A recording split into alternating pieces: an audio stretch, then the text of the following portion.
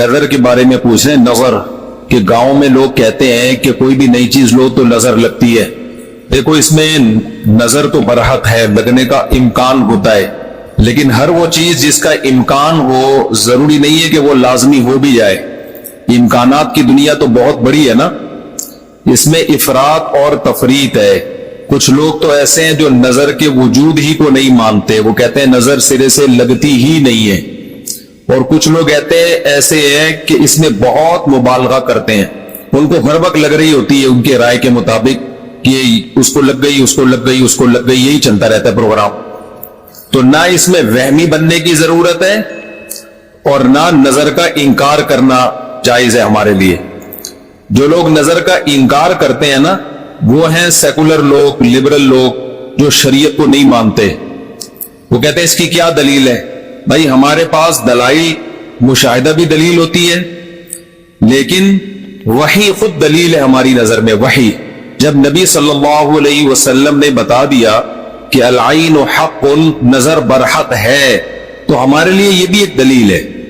اب کوئی رسول کو مانتا ہی نہ ہو، اللہ کو مانتا ہی نہ ہو، تو وہ نہ مانے، وہ اس کا ہیڈیک ہے.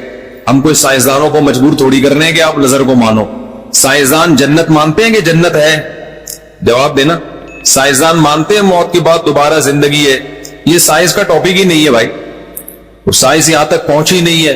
تو نظر تو برحق ہے، کوئی بھی اچھی چیز ہو، کوئی بھی بہت ہو، تو اس پہ چانس ہوتا ہے کہ نظر لگ جائے. نبی صلی اللہ علیہ وسلم نے فرمایا اگر کوئی چیز تقدیر پر غالب آ سکتی تو وہ نظر ہوتی، اور نظر اونٹ کو ہانڈی تک پہنچا دیتی ہے. اچھا والا اونٹ ہوتا ہے، نظر لگی گیا. آپ نے دیکھا ہوگا بڑے بڑے اونچے کٹے بیل لوگ لے کر آتے ہیں مغرب کے دنوں میں، بعض دفعہ نظر لگتی ہے آرام سے گر جاتے ہیں، بعض دفعہ ویسے ہی گر جاتے ہیں غربت مہنگائی سے متاثر ہو کے، لیکن بعض دفعہ نظر بھی لگتی ہے. تو ہمارے پاس جو نظر کے برحق ہونے کی دلیل ہے وہ رسول اللہ صلی اللہ علیہ وسلم کا قول. اسی وجہ سے یعقوب علیہ السلام نے جب اپنے بیٹوں کو مصر بھیجا تو خوب لمبے خوبصورت بیٹے تھے، تعداد میں بھی زیادہ تھے. ان سے کیا فرمایا؟ لا تدخلوا من باب واحد وادخلوا من ابواب متفرقہ. اے میرے بیٹو، ایک دروازے سے داخل نہ ہونا، متفرق دروازوں سے داخل ہونا. کیونکہ ایک ہی گیٹ سے جب جائیں گے نا، ایک باپ کے 11 بیٹے اتنے خوبصورت اور لمبے لمبے اور خوبصورت جوان، تو لوگ بولیں گے یار کیسا خوش قسمت باپ ہے جس کے 11 بیٹے ہیں. سمجھتے ہو گے نہیں سمجھتے؟ آج کل تو فیملی پلاننگ میں نظر کا چانس ہی ختم کر دیا. 2 بچے ہوتے ہیں وہ بھی اچھے نہیں ہوتے. تو یہاں قرآن سے بھی ہمیں، حدیثوں سے بھی پتہ چلتا ہے کہ امکان ہے. لیکن ایک بات یاد رکھو، دنیا میں یہ بہت امپورٹنٹ بات ہے، کاش اس کو سمجھ جاؤ. یہ تجربوں کا نچوڑ ہے جو میں آپ کے سامنے پیش کر رہا ہوں. امکانات کی بیس پہ یقینی دعوے کرنا یہ تمام گمراہیوں کی بنیاد ہے. جادو کا بھی امکان ہوتا ہے، کسی پہ جادو ہو جائے، ہزاروں میں کسی ایک پہ، لیکن روحانی عامل کے پاس جب آپ جاؤ گے کہے گا آپ پہ بھی جادو، آپ پہ بھی جادو، آپ پہ بھی جادو، آپ پہ بھی جادو. جب آپ کرو گے نا کہ بھائی مجھ پہ جادو کیسے ہے، کہے گا کیا جادو برحق نہیں ہے؟ سمجھ میں آ رہی ہے بات؟ ڈاکٹر یہ بدماشی کبھی نہیں کرتا. آپ ڈاکٹر کے پاس جاؤ، آپ کے گردے میں پین ہو رہا ہے، وہ چیک کرے گا کہ گیس کا پین ہے یا پتھری کا پین ہے، کیونکہ ڈاکٹر اس کا علم ہے باقاعدہ. وہ کبھی یہ نہیں کہے گا کہ پتھری ہے بس تکا مار دیا. بھائی ڈاکٹر صاحب پتھری کا پین کیوں ہے؟ تو وہ جواب میں کہے کیا گردوں میں پتھری ہوتی نہیں ہے کیا؟ آپ بولو گے ہوتی تو ہے، میرے ہے یا نہیں ہے مجھے تو یہ تو بتاؤ. حالانکہ گردوں میں پتھری ہونے کا جتنا چانس ہے نا، جتنی پرسنٹیج 100 میں، جادو کی اس سے بھی کم ہے. ہزاروں میں کسی ایک پہ ہوتا ہے جادو.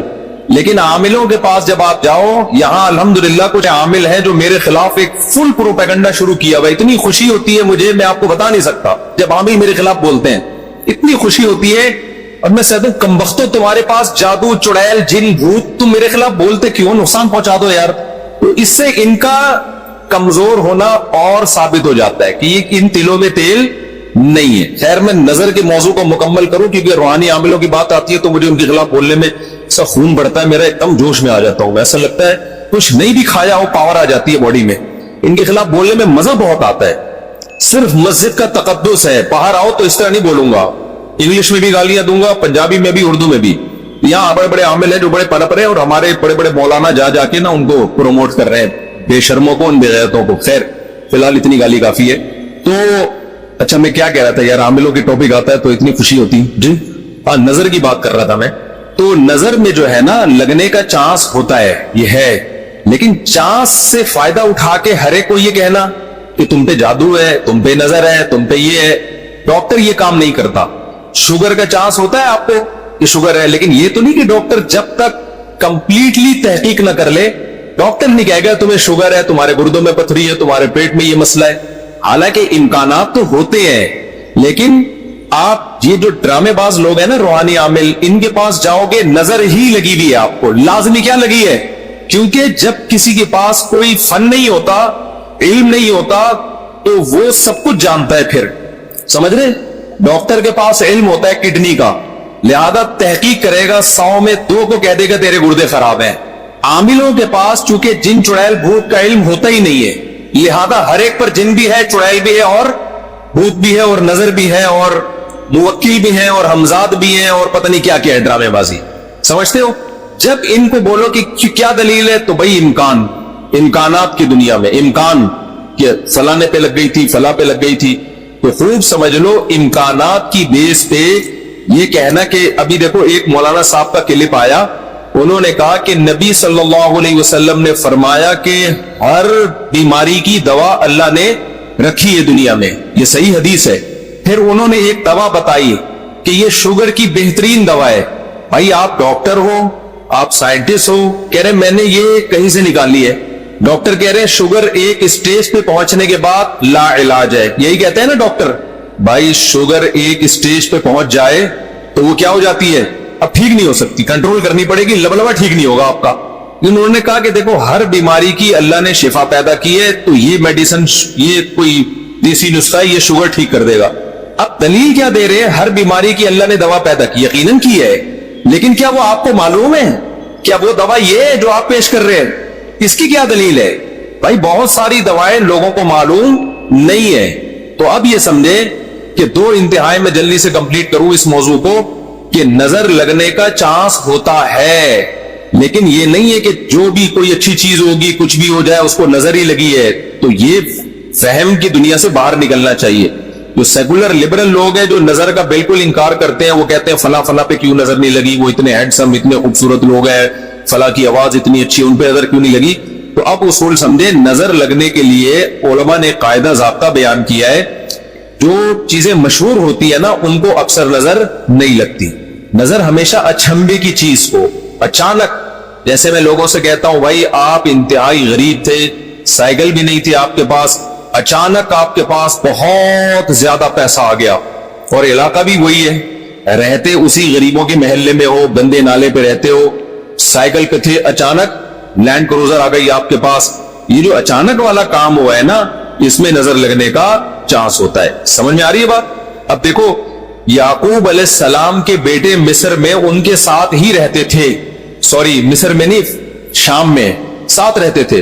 वहां याकूब अलैहिस्सलाम ने नजर से बचने का ये वाला एहतमाम हमारे इल्म में नहीं है कि बच्चों को कहो दरवाजे से अलग अलग जाया करो, एक ही दरवाजे से। लेकिन जब मिस्र जा रहे हैं ना, अजनबी जगह है, वो लोग याकूब अलैहिस्सलाम के बेटों से मानूस नहीं है।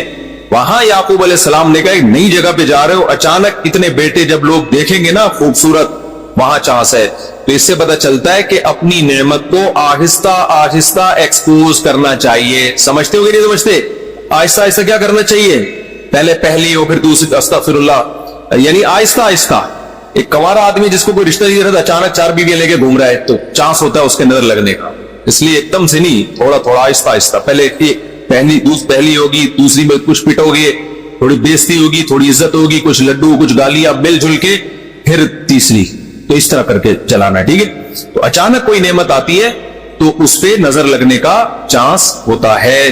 दूसरी बात यह है कि नजर से बचने के लिए जो नबी सल्लल्लाहु अलैहि वसल्लम ने दुआएं बताई हैं, उन दुआओं का एहतमाम करना चाहिए। आऊज़ु बिकलिमातिल्लाहि ताम्मा मिन कुल्ली शैतानि व हाम्मा व मिन कुल्ली ऐनिल लाम्मा, ये दुआ पढ़नी चाहिए।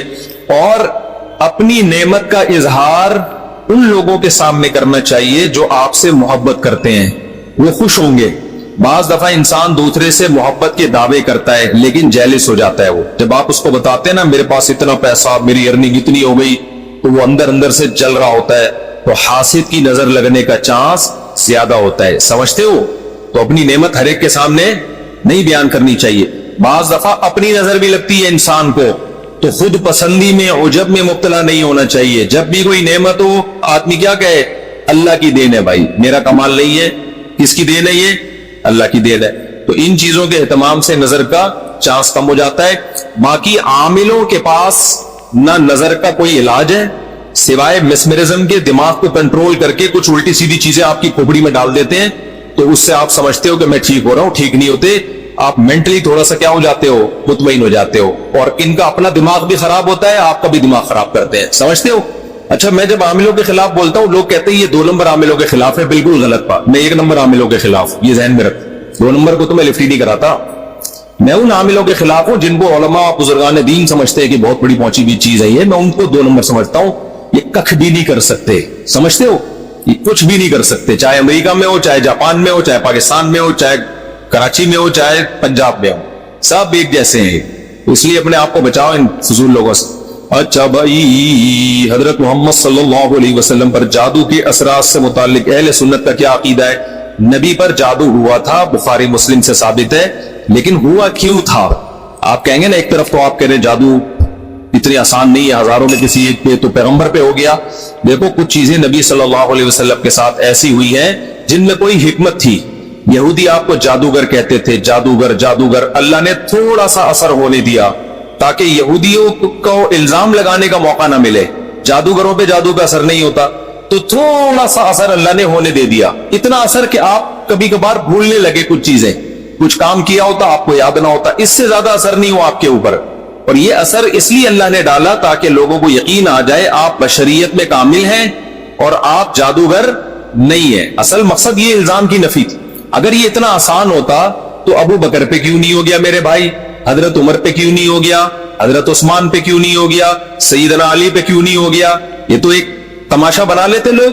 فرعون کے موسیٰ علیہ السلام کے مقابلے میں جادوگر آئے ہیں۔ آپ لوگ کو آواز صحیح آ رہی ہے؟ گونج تو نہیں رہی ہے آواز؟ مجھے تو گونج رہی ہے آواز۔